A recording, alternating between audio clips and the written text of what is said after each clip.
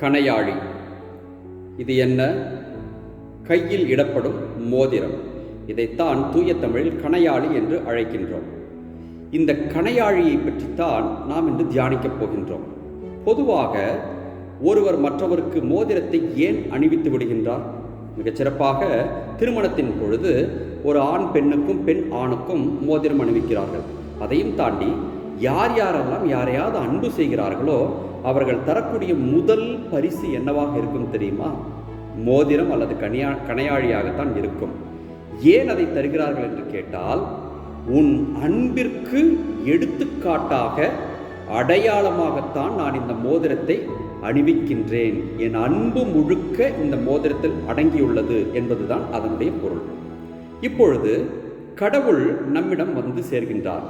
வந்து சேர்ந்து நமக்கு ஒரு மோதிரத்தை அணிவிக்கின்றார் என்று இன்றைய முதல் வாசகம் எடுத்து கூறுகின்றது. கடவுள் ஏன் நமக்கு அந்த மோதிரத்தை அணிவிக்கிறார் தெரியுமா? நம்மீது கொண்ட அன்பினால் மட்டும் அந்த மோதிரத்தை அணிவிக்கவில்லை. நாம் பிறர் மீது கொண்ட அன்பின் அடையாளமாகத்தான் கடவுள் நம்மீது அன்பு கொண்டு இந்த மோதிரத்தை அணிவிக்கின்றார். அப்படி நாம் பிறர் மீது என்ன அன்பு காரியம் செலுத்துகிறோம் என்று கேட்டால், நாம் செய்யக்கூடிய தர்ம காரியங்கள் தான் நாம் அவர்களிடம் காட்டக்கூடிய அன்பின் அடையாளமாக இருக்கின்றது.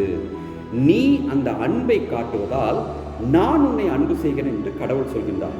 அந்த அன்பின் அடையாளமாகத்தான் நான் உனக்கு ஒரு கணையாழியை அணிவிக்கின்றேன். நீ இந்த உலகத்தில் மரித்து மேலுலகத்திற்கு வரும் பொழுது இந்த கணையாழியை காட்டும் பொழுது நிச்சயமாக நான் உன்னை வரவேற்பேன். இயேசு கிறிஸ்து சொல்கிறார் அல்லவா, சின்னஞ்சிறு என் சகோதரர்களுக்கு நீங்கள் இதை செய்த போதெல்லாம் எனக்கே செய்தீர்கள் என்று சொல்கிறார் அல்லவா. அதைத்தான் இன்றைய முதல் வாசகம் எடுத்து கூறுகிறது.